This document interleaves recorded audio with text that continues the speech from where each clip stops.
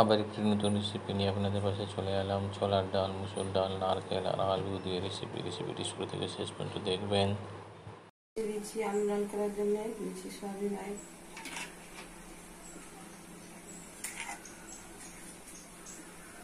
দিচ্ছি আলু,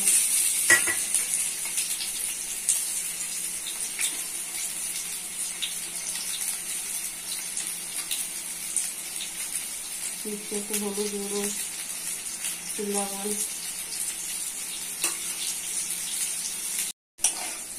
আলু লাল হয়ে গেছে তুলে দিচ্ছি। গরম হয়ে গেছে দিচ্ছি পেঁয়াজ কুচি, লাল হয়ে গেছে দিচ্ছি আদা রসুন বাটা, ভালো করে আদা রসুন বাটাটা ভালো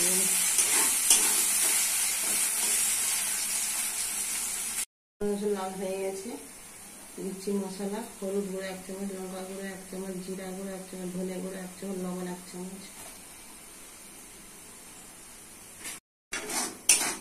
মশলা ভালো করে কষে নিতে হবে। মশলা কষা হয়ে গেছে দিয়ে দিচ্ছি ভেজে রাখা আলু,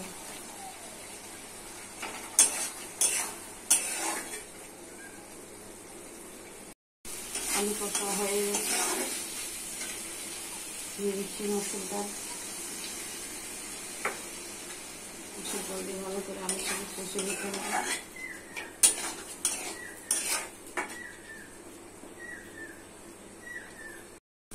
মসুর ডাল আলু কষা হয়ে গেছে দিয়ে দিচ্ছি ছোলার ডাল। ছোলার ডাল দিয়ে ভালো করে কষে নিতে হবে।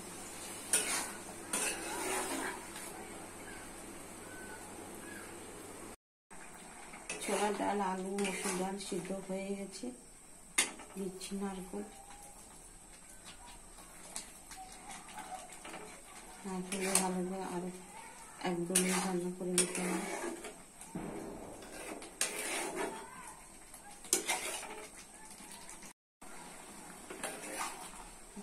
সিদ্ধ হয়ে গেছে দিয়ে দিচ্ছি জল,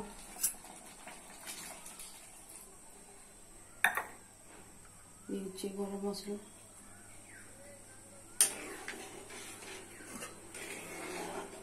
হয়ে গেলে নাম করে দেখাচ্ছি। রেসিপিটি রেডি হয়ে গেছে। কত সুন্দর, কত কালারফুল, কত টেস্টি। বাড়িতে করে খাবেন, পরিবার করে খাবেন। সাবস্ক্রাইব করবেন, সঙ্গে থাকবেন, পাশে থাকবেন।